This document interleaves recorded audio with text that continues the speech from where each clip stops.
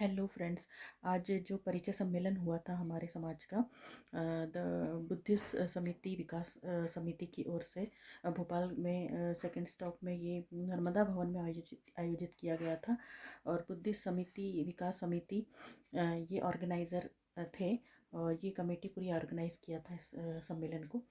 तो ये वीडियो आप लोग ज़रूर देखिएगा शुरू से अंत तक। मैं इसलिए नहीं कह रही हूँ कि इसमें मेरे जेठ जी ने भाषण दिया था, डॉक्टर इंद्रेश गजभिये जी ने।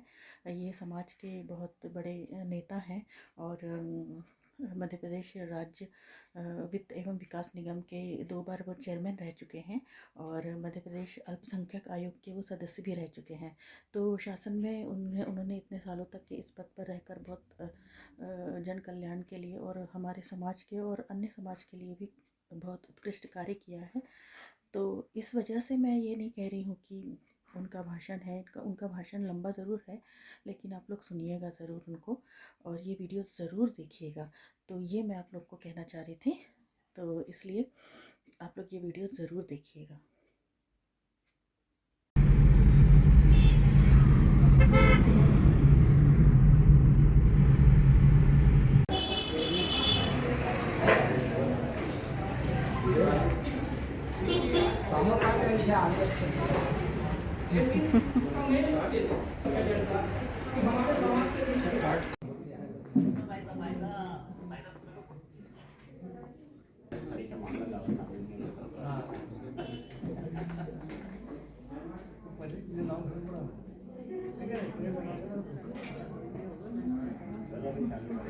उनका स्वागत करते हुए उनको मंच पर आने के लिए आमंत्रित करता हूँ। डॉक्टर इंद्रेश गजभिये जी, आप पूर्व कैबिनेट मंत्री, मध्य प्रदेश सरकार के पूर्व कैबिनेट मंत्री हैं। मैं आपको समिति की ओर से स्वागत करते हुए आपको ससम्मान मंच पे लाने की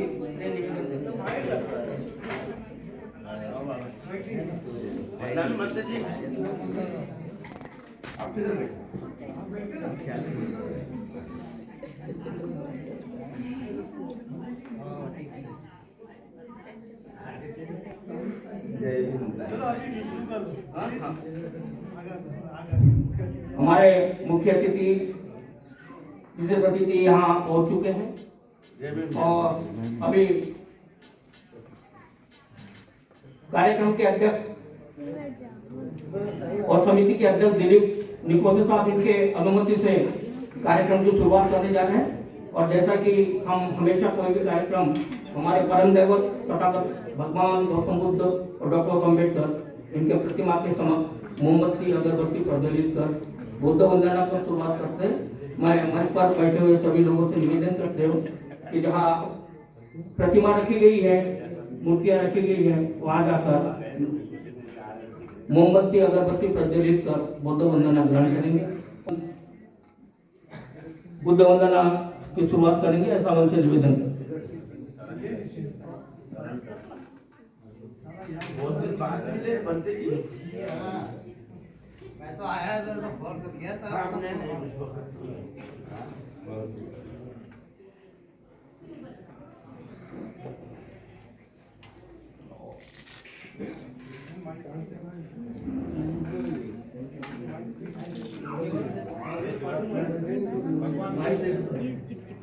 महाकारुणी तथागत भगवान गौतम बुद्ध की, महाकारुणी तथागत भगवान गौतम बुद्ध की, विश्व रत्न डॉक्टर अम्बेडकर, विश्व रत्न डॉक्टर अम्बेडकर।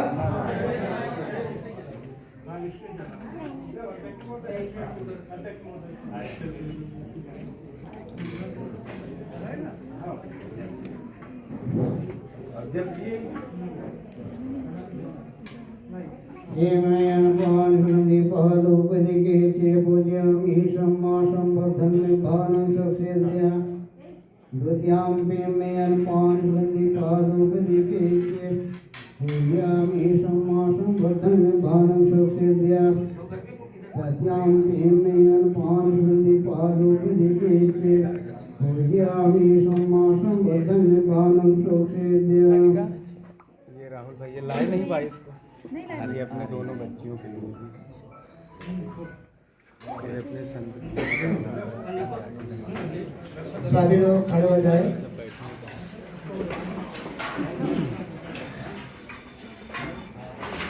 और अपने अपने पैरों पे एक दूसरे को उतार दे।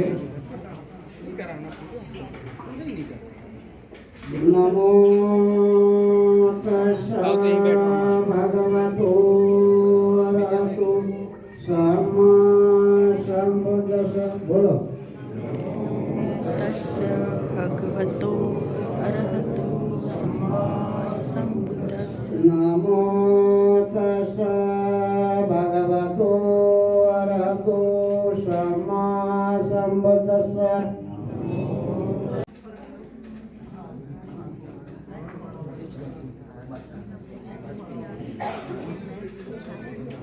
हमारे बीच में बीजेपी के प्रवक्ता डॉक्टर हितेश वाजपेयी जी यहाँ उपस्थित है। उनसे निवेदन है कि कृपया मंच पे आने की कृपा करें। सिद्धार्थ पाटिल जी कार्यक्रम के आयोजक जो है सिद्धार्थ पाटिल जी, उनसे निवेदन है कि कृपया स्वागत के इस कार्यक्रम में को सफल बनाने हेतु या मंच पे आए, ताकि आप लोगों भी अब, और पटले जी को भी, पटले जी ने भी कहा कि अब वो नौकरी का जमाना गया। अब तो धीरे धीरे कहते हैं कि आरक्षण भी खत्म कर देंगे और संविधान भी बदल देंगे। तो अब नौकरी का तो बहुत ज्यादा नहीं रहा मामला। अब वो एडिशनल कलेक्टर साहब के बेटे को ही लड़की नहीं मिल रही है कि बिजनेस कर रहा है। तो ये बहुत ही कठिन समस्या है, तो इस पे विचार जरूर करें। आप लोग बहुत दूर दूर से यहाँ आए, मैं आपको भी बहुत बहुत धन्यवाद देता हूँ। अभी रामू गजबी जी व अमन जंजाले जी कह रहे थे कि हमारे जो लोग यहाँ बैठे हैं, जिनको मैं अभी बधाई दे रहा था, यहाँ बैठने वाले बहुत लोगों को बहुत बहुत धन्यवाद। बैठ जाओ भैया, सुनील जी, वानखेड़े जी, हाँ बैठ जाओ बैठ जाओ।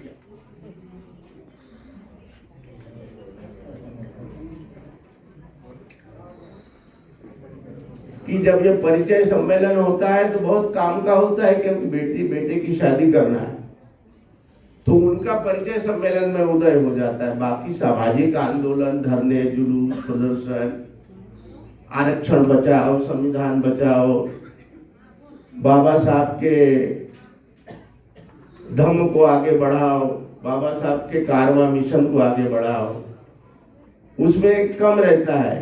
लेकिन ऐसा नहीं है, बाबा साहब के विचारों का बहुत प्रभाव पड़ा है। जो लोग आते हैं वो लोग भी धम्म के प्रचारक हैं, बाबा साहब के अनुयायी हैं। लेकिन ये भी कटु सत्य जो उन्होंने कहा कि ज्यादातर लोग अभी दिखाई देते हैं, बाकी समय दिखाई नहीं देते। अच्छा, भाषण में मेरे को दिलीप निकोसे जी समिति के अध्यक्ष बार बार कह रहे थे कि आप मुख्य अतिथि हैं, मुख्य अतिथि हैं कार्यक्रम। अब मंत्री जी भी मुख्य अतिथि होंगे, आ रहे हैं अभी।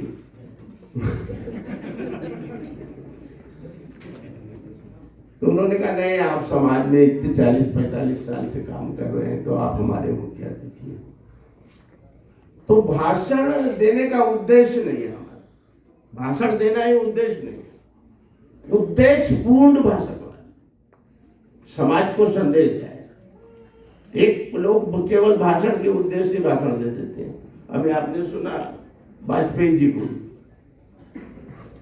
वो बुद्ध के बारे में बहुत बड़ी बात कह रहे हैं। अब उस पर भी मैं बाद में कहूंगा। वैसे मैं सोच रहा था कि आज कुछ तबीयत नासाज लग रही है तो 15 मिनट में अपना भाषण निपटा दूं, लेकिन मंत्री जी को भी आना है। मेरे बाद एक ही वक्ता बचे हैं बस, मोहनलाल पाटिल जी।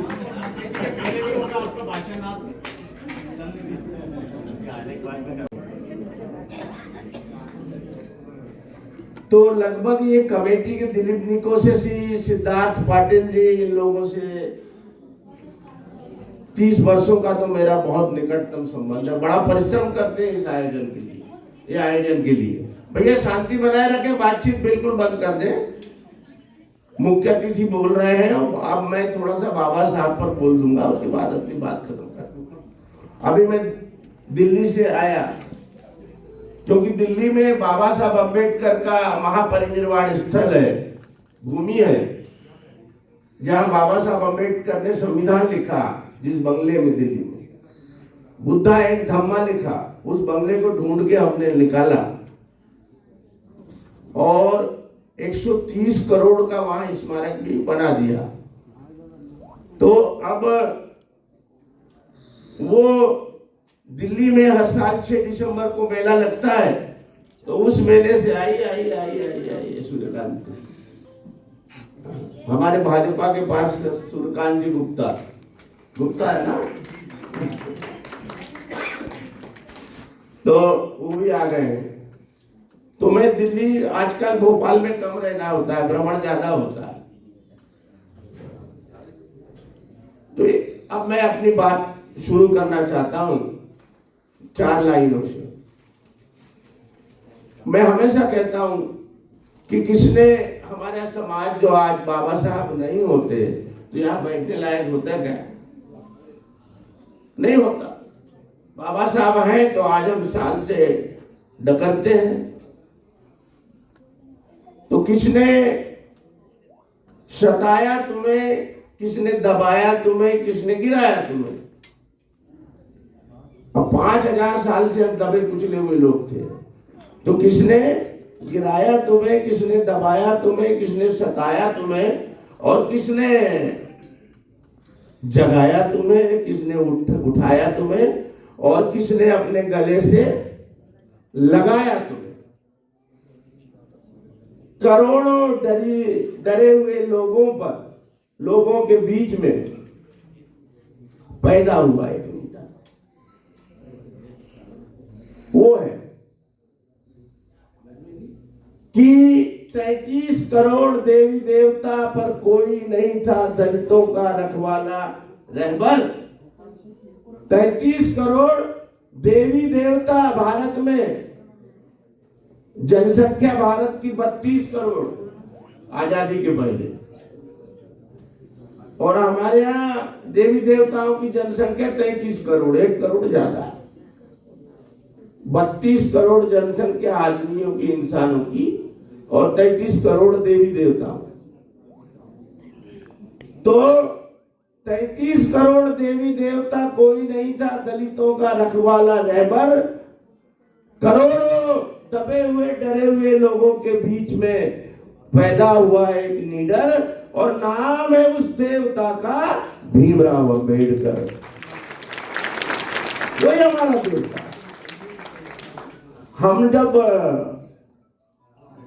दीक्षा भूमि नागपुर जाते हैं, चैत्य भूमि मुंबई जाते हैं, जन्मभूमि महू जाने लगे, और महापरिनिर्वाण भूमि दिल्ली, जहां बाबा साहब रहते थे बंगले, मृत्यु हुई जहां उनकी, महापरिनिर्वाण, यही हमारे 4 धाम। ये क्या है?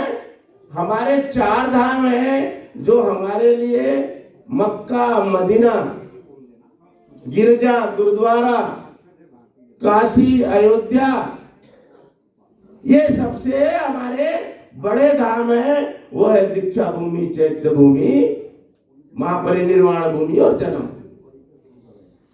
यही हमारे मक्का मदीना है, यही हमारी काशी है। बाकी हमारा अभी यहां अभी बौद्ध धर्म की बात करके गए वाजपेयी जी कि हम भी बुद्ध को मानते हैं। हमने, बाबा साहब ने क्यों बौद्ध धर्म अपनाया? क्योंकि बौद्ध धर्म में जातियां नहीं, बौद्ध धर्म में जातियां नहीं हैं, और हम 5000 साल से जाति के नाम से अपमानित थे। छुआछूत, ऊंच नीच, भेदभाव, अपमान, अन्याय, अत्याचार 5000 साल से हमारे साथ हो रहा।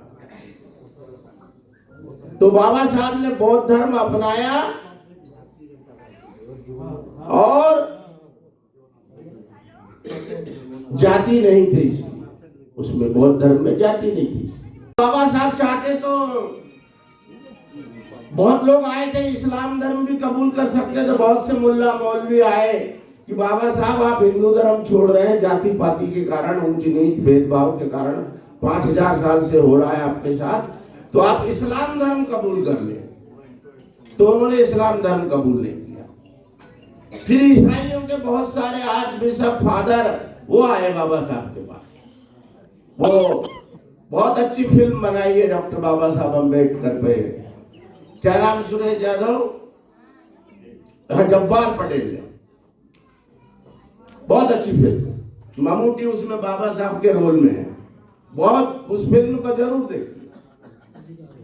बहुत सारे ईसाई धर्म के गुरु आए कि ईसाई धर्म कबूल कर लो, लेकिन बाबा साहब ने ईसाई धर्म भी कबूल नहीं किया।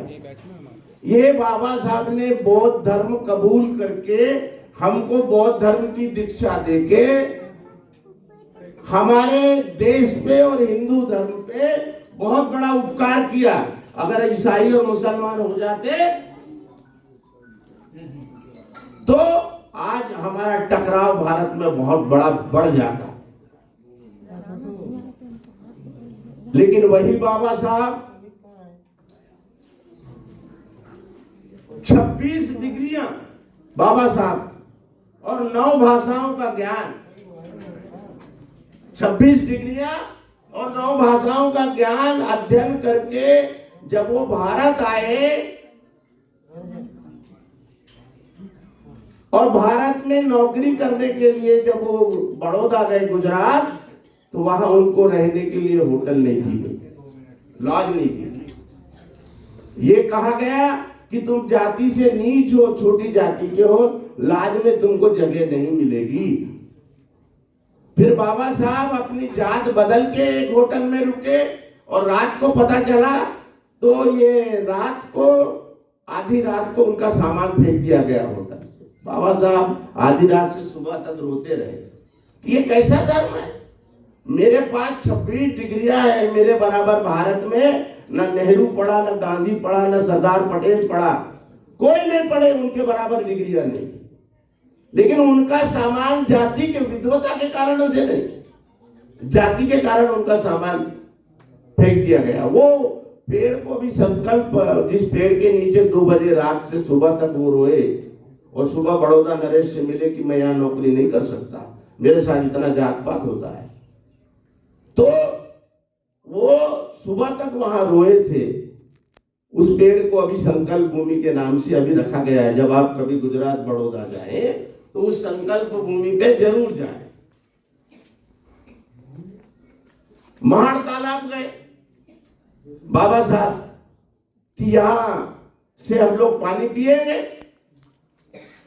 तो बोले वहां के जो श्रेष्ठी समाज, ऊंची जाति के जो भी ब्राह्मणवादी लोग थे कि हमारे तालाब, महाड़ तालाब में कुत्ता, बिल्ली, जानवर, ढोर, डंगर, गाय, पशु वो पानी पी सकता है, लेकिन अंबेडकर और तुम्हारा समाज वो महाड़ तालाब में पानी नहीं पी सकता, लाठीचार्ज होगा।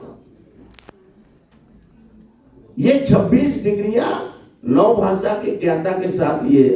फिर गए नासिक के कालाराम मंदिर प्रवेश करने गए,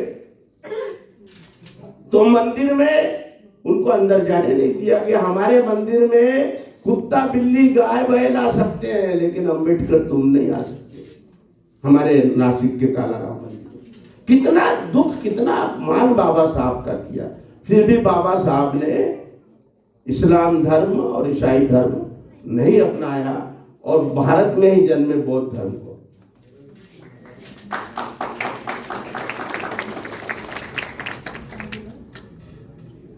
अब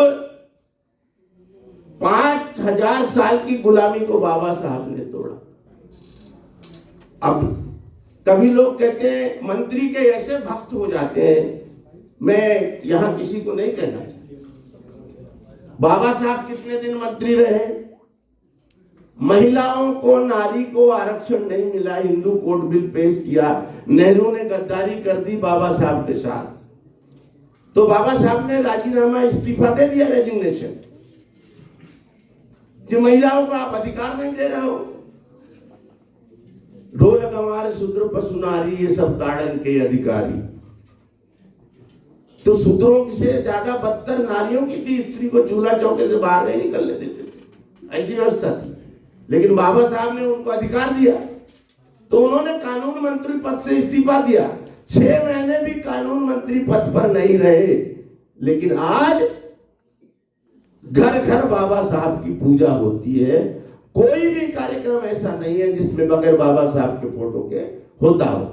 चाहे देश में राष्ट्रपति भी रहे, के.आर. नारायण भारत के राष्ट्रपति रहे दलित समाज से। अभी रामनाथ कोविंद राष्ट्रपति थे, भारत भी दलित समाज के थे। कितने लोगों के घर में फोटो है रामनाथ कोविंद की और के.आर. नारायण। मंत्री पद से पूजा नहीं होती। बाबू जगजीवन राम दलित समाज के थे, भारत के उप प्रधानमंत्री थे, उनकी फोटो नहीं लगाते लोग। राष्ट्रपति नारायण कोविंद की फोटो नहीं लगाते, बाबा साहब की क्यों लगाते हैं? क्योंकि बाबा साहब ने इस समाज के लिए किया, अपने 4 बेटों को कुर्बान कर दिया। अभी वाजपेयी जी कह रहे थे तो मैं यही कह रहा हूं, आप हमारे घरों में जाओगे तो आपको गाए बगाए सवर्ण नेताओं की, नेहरू जी की भी, इंदिरा जी की भी, सरदार पटेल जी की भी, अटल जी की भी, मुखर्जी जी की भी, इनकी भी फोटो, देवी देवताओं की, सवर्णों के, वो भी फोटो मिल जाएगी हमारे यहाँ। लेकिन आप उनके यहाँ जाओगे, वाजपेयी जी के यहाँ, अन्य लोगों के यहाँ, तो गौतम बुद्धा की फोटो है उनके घरों में। वो बोलते हैं गौतम बुद्ध को कौन सा अवतार, 9वां अवतार बोलते हैं दलित बच्चों। बुद्ध को 9वां अवतार बोलते हैं उनके धर्म का। उनकी फोटो क्यों नहीं लगाते? संविधान निर्माता बाबा साहब अम्बेडकर दलितों के मसीहा, देवता, राष्ट्र, सच्चे राष्ट्रभक्त, उनके फोटो नहीं लगाते आप। किसी सवर्णों के यहाँ नहीं देखोगे आप बाबा साहब के फोटो। हम बल्कि ढोते रहते हैं हमारे घरों में लगा लगा के, अगरबत्ती मोमबत्ती लगाते रहते हैं, लेकिन वो लोग नहीं लगाते। अरे भाई, विष्णु के अवतार थे, हम तो नहीं मानते, आप मानते हो। विष्णु के अवतार थे तो हमारे यहाँ भी फोटो लगाओ ना भाई, बुद्ध का फोटो लगाओ। आप नहीं लगाते। ये कहने की बात है, कुछ जाके पैर ना पड़े, क्या है, जाके पैर ना पड़े भाई, वो क्या जाने पीर पराई। बाबा साहब ने 4 बच्चों को खोया, इंदु, रमेश, राजरतन और गंगाधर। 5वां बच्चा उनका एक ही बचा था, बाकी तो बलिदान कर दिया हमारे लिए बाबा साहब। यशवंतराव बचे थे जो इनके प्रकाश अंबेडकर के पिताजी। 4 बच्चे कुर्बान कर दिया। और आप देखिए, गंगाधर की मृत्यु जब हो गई, बाबा साहब विदेश में डिग्री ले रहे थे, तो रमाबाई ने, उनकी पत्नी ने उनको सूचना नहीं दी, क्योंकि उनकी एग्जाम था, परीक्षा थी, वो छोड़ के आ जाते। बहुत प्यार करते थे गंगाधर से। अंतिम संस्कार भी कर दिया, लेकिन किसी बाबा साहब के दोस्त ने टेलीग्राम कर दिया बाबा साहब को कि बाबा साहब, आपका लाडला बेटा गंगाधर खत्म हो गया। तो उन्होंने वहां से फोन किया और फोन पे बुलाया रमाई को। बोले रमाई को बोला उन्होंने, रामू बोलते थे वो, कि अपना इतना प्यारा बेटा मर गया और तूने मेरे को सूचना नहीं दी आने की, उनकी घटना की कि मृत्यु हो गई। तो रमाई ने बाबा साहब को कहा कि बाबा साहब,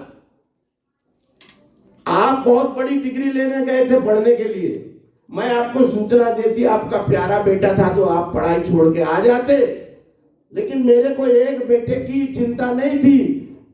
जो आप आने के बाद मुझे आप जो काम करते, तो भारत के करोड़ों करोड़ों दलित बच्चों की चिंता मेरे दिमाग में थी, इसलिए मैंने आपको सूचना नहीं दी।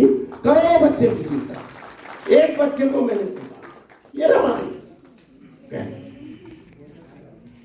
और जब राजरतन की मृत्यु हुई तो बाबा साहब वकालत करते थे, बस रिक्शे से कोर्ट में उतरे, किसी ने दौड़ते हुए जाके बता दिया कि बाबा साहब राजरतन की मृत्यु हो गई। तो राजरतन की मृत्यु का सुन के बाबा साहब आए, तो लोगों ने कहा बाबा साहब अब रोना धोना हो गया, अब राजरतन की बॉडी ले चले शमशान घाट पे। तो शमशान घाट पे बॉडी ले जाते समय बाबा साहब को लोगों ने कहा, जो इकट्ठे हुए थे, कि इस पे कफन डाल दो बच्चे पे, तो कफन के लिए भी पैसे नहीं, दवाई के लिए पैसे नहीं थे, इसलिए तो राजा रतन मर गया था। तो कफन के लिए भी पैसे नहीं थे, तो रमाबाई अंदर गई और जो एक साड़ी पहनती थी वो आधी धोती थी आधी पहनती थी, उसमें से आधी साड़ी फाड़ दी है। नानक चंद रत्तू को मैंने 2-3 बार भोपाल बुलाया, दिल्ली में तो मेरे साथ वो था जब मैं अम्बेडकर फाउंडेशन में था दिल्ली में। तो ये नानक चंद रत्तू जिसके गोद में बाबा साहब की मृत्यु हुई, उसने ये बताया और ये उसमें भी लिखा है और फिल्म में भी है कि राज रतन के मृत शरीर पे कफन डालने के लिए कफन रखी, उसके बाद बाबा साहब ने गोद में ले जाके शमशान घाट में अंतिम संस्कार किए। जब बाबा साहब बहुत बड़े आदमी बन गए तो वो उसके राजरतन के समाधि पे जाते थे जहां उसको दफन किया था और बोलते थे, बेटा मैं तेरे को एक कफन भी नहीं दे सका, ये समाज के लिए मैं कर रहा था, इसलिए तुझे कफन नहीं दे सका। आज जाति के नाम पर, जैसा हम लोग ब्राह्मणों के विरोधी नहीं है, ब्राह्मणवाद के विरोधी, जो अपने को ऊंचा और दूसरे को नीचा समझता है वो है ब्राह्मणवाद। हमारे समाज में भी हो सकते हैं, बहुत लोग पढ़े लिखे हैं, बड़े बड़े पदों पर बैठे हैं, IAS IPS professor engineer doctor, नहीं आते समाज के आंदोलन। मैं तो 45 साल से समाज का आंदोलन चला रहा हूं, जन्मभूमि महू में स्मारक बनाया, आंदोलन चलाया, नहीं आए वहां। हमारे जो सामान्य कैटेगरी के लोग हैं, मजदूर कैटेगरी के लोग हैं, मिडिल क्लास के लोग हैं, वो महू के आंदोलन में आए, स्मारक बनाए। दिल्ली के आंदोलन में बाबा साहब की महापरिनिर्वाण भूमि के उसको लेने के आंदोलन में हमारे जो हायर क्लास सुपर क्लास के लोग हैं वो नहीं आए, और हमारे इसके लोग आए, मिडिल क्लास के लोग। बाबा साहब का अगर आंदोलन जिंदा रखने, नाम जिंदा रखने, तो हमारे समाज के ये जो दबे कुचले गरीब समाज के लोग, इन्होंने सड़कों पे निकल निकल के, अब क्या हुआ, बाबा साहब ने 3 जाति बना दी, 6743 जातियां बनाए हैं ब्राह्मणों ने हिंदू धर्म में, 6743 जातियां हैं, और इन जातियों को अलग अलग बांट दिया। लेकिन बाबा साहब ने संविधान लिखा तो उसमें 3 जाति बनाया, उस सबको 7000 जातियों को तोड़ के एक बनाया शेड्यूल कास्ट, जो 2000 थे शेड्यूल कास्ट के लोग जातियों में बटे, उनकी एक बना दी शेड्यूल कास्ट, और 1000 थे आदिवासी ट्राइबल, उनकी जाति, उसको बना दिया ST, और 4000 जातियां थी OBC बैकवर्ड क्लास, उसको बना दिया OBC। यानी 7000 जातियों को तोड़ के बाबा साहब अम्बेडकर ने संविधान में केवल 3 जातियां बना। तो अब ये जाति तोड़ने वाला काम है, ये भी हमको करना है। अभी आखिरी बात में अपना भाषण समाप्त। अब मुख्य अतिथि था, मैंने कहा मेरा उद्देश्य भाषण देना नहीं, मेरा उद्देश्य है उद्देश्यपूर्ण बात को रखना। हमारा समाज जब साल में एक बार, 6 महीने एक बार इकट्ठा होता है, तो बाबा साहब की कुर्बानी, बाबा साहब के मिशन, धम्म के कामों पे भी चर्चा होनी चाहिए, जानकारी होनी चाहिए। अभी करनी सेना का यहाँ सम्मेलन हुआ भोपाल में, उन्होंने कहा ये ST/SC एक्ट जो बना है, ये अगर रिपोर्ट दिखाते हैं दलित लोग ST/SC वाले तो उनकी टांगे काट दो। ये वीडियो वायरल हुआ, पूरे इंडिया में वीडियो फैला। अगर आरक्षण नहीं खत्म करते तो उनका सर उड़ा दो दलितों का, खुल के भाषण दे, उन पे कार्रवाई नहीं हुई। और इतना ही नहीं, इतनी गंदी गंदी माँ बहन की गालियां दी उन्होंने शिवराज सिंह चौहान, वो भी वीडियो है, उन पे कार्रवाई नहीं। दिल्ली के जंतर मंतर पर भारत का संविधान तो ब्राह्मण महासभा के लोगों ने चलाया, उनके विरुद्ध कार्रवाई नहीं। भाई क्यों नहीं होती? आज जावेद खां, जब्बार खां या इंद्रेश नकवी, मोहनलाल पाटिल ऐसी कोई बात बोल देगा तो तुरंत FIR, तुरंत गिरफ्तारी हो जाएगी। लेकिन आप गद्दी सेना वालों के खिलाफ आपने कार्रवाई नहीं की। क्यों नहीं की? आपने संविधान जलाने वाले ब्राह्मण महासभा दिल्ली में जंतर मंतर पर उन पे खिलाफ कार्रवाई नहीं की है, तो भेदभाव है। भाई हमें जो आरक्षण मिला है वो किसी के बाप ने नहीं दिया है, एट्रोसिटी एक्ट मिली है, वो गांधी, नेहरू या कोई मौजूदा सरकार ने नहीं दिया। आरक्षण दिया है हमको हमारे बाप ने दिया है, उस बाप का नाम है डॉक्टर अंबेडकर। हमारे बाप के दिए हुए आरक्षण को कोई बदल नहीं। और आज पाकिस्तान मांगा कि देश आजाद हुआ, हमको ये हिंदुओं के साथ, सवर्णों के साथ नहीं रहना। मोहम्मद अली जिन्ना की बात मान ली, पाकिस्तान दे दिया। अंग्रेजों ने बहुत कहा बाबा साहब को कि तुम भी दलित स्थान मांग लो, ये तुम्हारे साथ अन्याय अपमान करते, तुमको नीच जाति का कहते, इनके साथ भी मत रहो। अंग्रेजों ने कहा दलित स्थान मांग लो, लेकिन पूना पैक्ट में, पूना समझौते में हमको आरक्षण मिल गया। तो जो आरक्षण मिला है उसका मैं आज ये चेतावनी देना चाहता हूं कि बाबा साहब ने, दलितों ने अलग दलित स्थान देश की मांग नहीं की, इसके बदले में हमें आरक्षण मिला है। और आरक्षण अगर जिस दिन समाप्त होगा उस दिन 15% लोगों के लिए अलग अलग जमीन दे दी जाएगी और 85% लोगों के लिए अलग जमीन दे दी जाएगी। उस दिन फिर कोई देश का बंटवारा नहीं रोक सकता। अब तो पर्ची भी आ गई है, मैं अपना भाषण को समाप्त, एक और बात, आखिरी बात मेरे को याद आ गई कि अभी बिहार के मंत्री ने कह दिया कि साहब ये जो हमारे खिलाफ ये जो धर्मों में लिखा है इसको बदलना चाहिए, खत्म करना चाहिए, इसको खत्म करना चाहिए। और अभी 22 प्रतिज्ञा का दिल्ली में हुआ। अभी एक मंत्री हमारे जो थे उन्होंने 22 प्रतिज्ञा पढ़ ली तो उससे मंत्री पद से इस्तीफा ले लिया। भाई 22 प्रतिज्ञा तो हमारा रोज का काम है, हमारा रोज का काम है 22 प्रतिज्ञाओं को पढ़ना, इसलिए मंत्री का इस्तीफा ले दिया गया, ये गलत बात है। और जाति प्रमाण पत्र की भी समस्या है। आखिरी बात को कहते हुए मैं अपनी बात समाप्त करता हूं कि हमने दिल्ली में एक कार्यक्रम किया और जाति प्रमाण पत्र के लिए कि जाति प्रमाण पत्र में 1950 का रिकॉर्ड मांगा जाता है। क्यों काके 50 का कि 56? नहीं, 1950 का रिकॉर्ड मांगा। तो हमारे कार्यक्रम में बलराम जाखड़ जी आए थे जो लोकसभा के अध्यक्ष थे।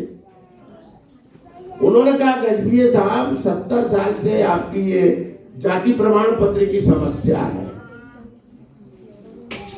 ये पार्लियामेंट के अंदर, संसद के अंदर कानून बना देंगे कि 15 साल का रिकॉर्ड देख के जाति प्रमाण पत्र दे दो, 1950 का रिकॉर्ड मत मांगो। भाई दिल्ली सरकार ने भी जाति प्रमाण पत्र के लिए कानून बना दिया कि 15 साल का रिकॉर्ड देखो और जाति प्रमाण पत्र दे दो।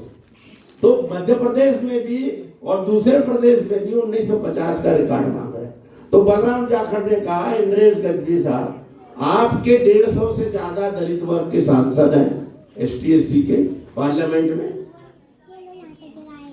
इतने सारे आपके MLA हैं पूरे इंडिया में, 1000 MLA हैं, ये जिस दिन अड़ जाएंगे उसी दिन 1950 का खत्म हो जाएगा रिकॉर्ड मांगना और नया कानून बन जाएगा कि 15 साल का रिकॉर्ड देखकर जाति प्रमाण पत्र दिया जाए। मैं जाति प्रमाण पत्र सरलीकरण का समर्थन करता हूं और अंत में अपनी एक ही बात कहता हूं,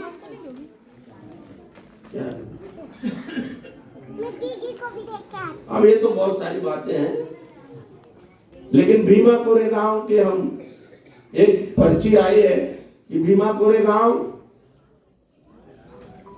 जैसा हमारा दिल्ली राष्ट्रीय स्मारक है बाबा साहब का मृत्यु स्थल महापरिनिर्वाण भूमि, वैसा ही हमारा महू भी राष्ट्रीय स्मारक है। तो भीमा कोरेगांव को भी राष्ट्रीय स्मारक घोषित किया जाना चाहिए।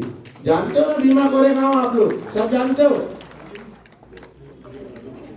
कि भैया दलितों से मत टकराओ। करणी सेना वाले, ब्राह्मण महासभा वाले, आप दलितों का आरक्षण खत्म करने, एट्रोसिटी एक्ट खत्म करने, संविधान खत्म करने के लिए आप दलितों से मत लड़ो। भीमा कोरेगांव की घटना को याद करो कि 500 महारों ने 28,000 ब्राह्मणों का कत्लेआम कर दिया था, याद है?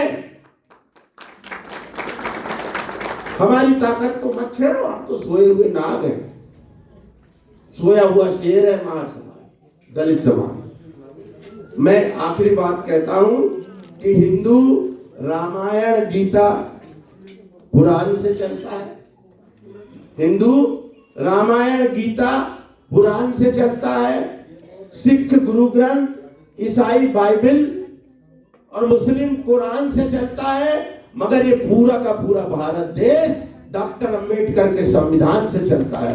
जय भीम।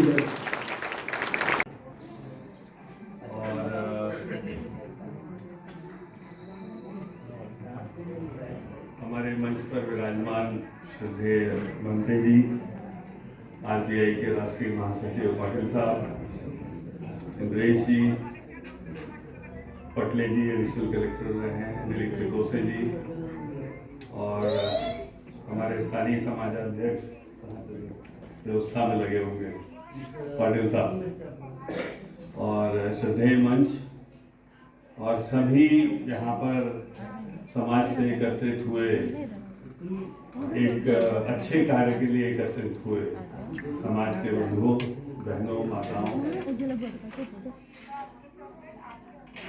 लगभग 1-1.5 महीने पहले थे जो मेरे साथी हैं ऋषभ, कृष्णा और सभी लोगों का अनुरोध था कि मुझे इस कार्यक्रम पर रहना है। 1 बजे का समय था इंद्रेश जी, जो समय दिया गया था उससे मैं हाजिर हुआ। मेरा डेंटल ट्रीटमेंट चल रहा था, वो भी अचानक मुंबई से आ गए माँ शर्मी जी, तो मैंने उनको बोला मैं पहले ये करके आता हूँ, तब तक आप इंतजार करो, क्योंकि मेरा दिया गया समय है। तो इसलिए मैं समय से पीछे हूँ, ऐसा नहीं कहिएगा।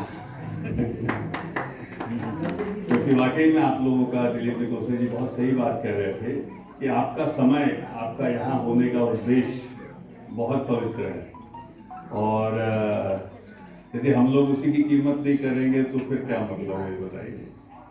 और जैसा दिलीप जी ने कहा, आपने संबोधन को शुरू किया, गौतम का बुद्ध हो जाना, ये बड़ी अभूतपूर्व घटना थी इस पृथ्वी की, और हम भाग्यशाली हैं कि हम उस देश के वासी हैं जिसकी धरती पर ये हुआ। और उसी बुद्ध को देखते देखते बोधिसत्व हो जाना, यानी अम्बेडकर हो जाना, वो भी हम भाग्यशाली हैं कि उसको हमने इसी धरती और स्वतंत्र भारत में होते हुए देखा। तो हमें गर्व होना चाहिए इस बात के ऊपर। और मैं चूंकि दर्शन का विद्यार्थी हूँ, तो स्वाभाविक है जो मैं कह रहा हूँ उसकी गहराइयों को बहुत अच्छे से समझता हूँ, और समझने के बाद ये बात मैं आपसे कह रहा हूँ। मैं एक राजनीतिक व्यक्तित्व के नाते नहीं कह रहा हूँ, क्योंकि बहुत सारे ऐसे बच्चे हैं जिनकी बुनियाद इसी बोधिसत्व के आधार पर परिणय सूत्र में बनने जाएगी। 350 लोगों के रजिस्ट्रेशन हुए हैं। तो विवाह से अच्छा बंधन कोई नहीं होता, सबसे प्यारा बंधन होता है हमें एक जीवन में साथी मिलता है जिससे हम सब कुछ शेयर कर लेते हैं। और हमारे यहाँ विवाह को एक संस्कार माना गया है, 2 परिवारों का मिलन माना गया, 2 व्यक्तियों का नहीं है।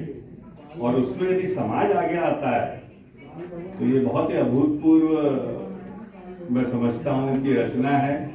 इसके लिए मैं बुद्धिस्ट समाज भोपाल को बहुत बहुत साधुवाद देता हूँ, और बहुत अच्छा प्रयास है। कभी ये मत सोचना कि इसमें कितने लोग हैं, संख्या नहीं गिनना, क्योंकि जो गुणवत्तापूर्ण चीजें होती है उनकी उपस्थिति देखी जाती है। जैसे कि उपस्थिति किस बात की देखी जाती है? श्रद्धा की, प्रेम की, देखी जाती है ना आस्था की। इसको अपन किलो में नापते हैं क्या? 2 4 5 10 में नापते हैं क्या? नहीं नापते। इसीलिए समाज का ये प्रयास बहुत कठिन होता है। दिलीप निकोसे जी ने बहुत अच्छी बात कही। विधायक जी का कभी आप सोचिए, पाटिल साहब का कितना इफर्ट लगता होगा। मंच को भी देखना है, दरवाजे पे भी खड़े हैं, कोई बोल रहा मैं अभी आ रहा हूँ तो अभी नहीं आ रहा हूँ, 350 रजिस्ट्रेशन लेना, भोजन की व्यवस्था करना, भवन किराए से लेना, और कहने को क्या है समाज के अध्यक्ष हैं। तो वो बेचारे मंच पे बैठ ही नहीं पाते हैं। कठिन काम होता है।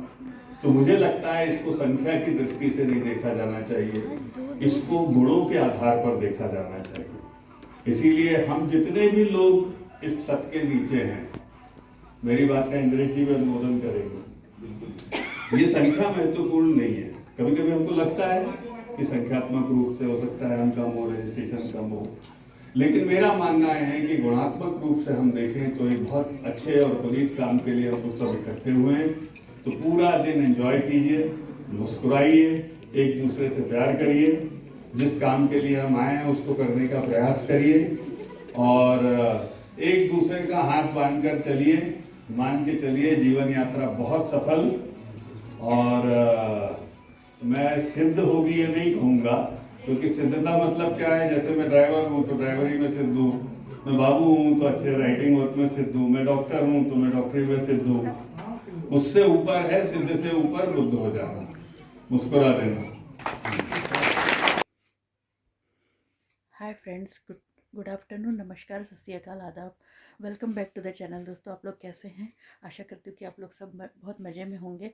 आज का आपका दिन बहुत शुभ, मंगलमय, आनंददायक, स्वास्थ्यवर्धक और आरोग्यदायी बीते, ऐसी मैं ईश्वर से कामना करती हूँ। तो आज है 29 जनवरी, संडे का दिन है, और आज 29 जनवरी के दिन भोपाल में सेकेंड स्टॉप में नर्मदा भवन में बौद्ध युवक युवती परिचय सम्मेलन का आयोजन किया गया था। इसका ऑर्गेनाइजेशन हमारे द बुद्धिस्ट सोसाइटी समिति की ओर से किया गया था। तो ये ऑर्गेनाइजेशन में हम लोग आज गए थे, और इसमें कंट्रीब्यूशन भी हम लोगों ने दिया था, और ये पूरे समाज के लोगों से कंट्रीब्यूशन लिया जाता है, और ये बहुत ही अच्छा सम्मेलन हुआ था। तो आज के मुख्य अतिथि थे वैसे तो श्री विश्वास सारंग जी आने वाले थे। माननीय विश्वास सारंग चिकित्सा शिक्षा मंत्री इस कार्यक्रम में मुख्य अतिथि के रूप में वो आने वाले थे, बट वो आए नहीं थे। तो मुख्य अतिथि डॉक्टर इंद्रेश गजभिये जी ने किया, और वो मुख्य अतिथि के रूप में शामिल थे, और उनका भाषण आप लोगों को मैं दिखाऊंगी अभी इसी ब्लॉग में और इसी वीडियो में। तो उन्होंने बहुत अच्छा भाषण दिया है, और हम लोग कार्यक्रम देखकर अभी आ रहे हैं। तो वो समाज के बहुत बड़े नेता हैं, और मैं अपने यूट्यूब फैमिली को बताना चाहती हूँ। यूट्यूब फैमिली और इंस्टाग्राम और फेसबुक की मेरी जो फैमिली है, मैं उन लोगों को बताना चाहती हूँ कि बहुत लोग नहीं जानते हैं कि डॉक्टर इंद्रेश गजभिये जी मेरे जेठ जी हैं, और वो आज पहली बार मैं उनसे आप लोगों का परिचय करवा रही हूँ, क्योंकि ऐसा कोई मौका ही नहीं मिला कि मैं आप लोगों को उनसे परिचित करा पाऊँ। और आज इस कार्यक्रम के माध्यम से आप लोग उनका भाषण सुन सकेंगे। तो उनका भाषण मैं अभी ब्लॉग एडिट करूँगी, जब अपलोड करूँगी यूट्यूब पे। तो वो मध्य प्रदेश शासन में 2 बार मध्य प्रदेश राज्य वित्त एवं विकास निगम के चेयरमैन रह चुके हैं, और इसके पहले वो मध्य प्रदेश अल्पसंख्यक आयोग के सदस्य थे। तो ऐसा उनका कार्यकाल था, और वो 1998-99 से ही वो इस शासन में, मध्य प्रदेश शासन में अल्पसंख्यक आयोग के सदस्य और मध्य प्रदेश राज्य वित्त एवं विकास निगम के चेयरमैन रह चुके हैं। उनको कैबिनेट मंत्री का दर्जा था। तो ऐसा उनका परिचय था। तो आप लोग इस ब्लॉग को ज़रूर देखिएगा, इस वीडियो को ज़रूर देखिएगा, और इस ब्लॉग को आप एंजॉय कीजिएगा। तो चलिए हम मैं सॉरी, मैं अभी इस कार्यक्रम से अभी हम लोग आए हैं, तो चलिए मैं अब चेंज वेंज कर लेती हूँ और थोड़ा खाना खा लेती हूँ। अभी 3:45 हो रहे हैं, तो उसके बाद फिर मैं आप लोगों से शाम को फिर मिलूँगी। तो दोस्तों, मैं आज का वीडियो यहीं पर एंड करती हूँ। आई होप आप लोगों ने एंजॉय किया होगा और ये इन्फॉर्मेटिव वीडियो था, तो आप लोग इसका लुत्फ़ ज़रूर उठाया होगा आप लोगों ने। तो दोस्तों, आप लोगों को अगर ये वीडियो अच्छी लगी हो तो लाइक, शेयर और सब्सक्राइब करना ना भूलें।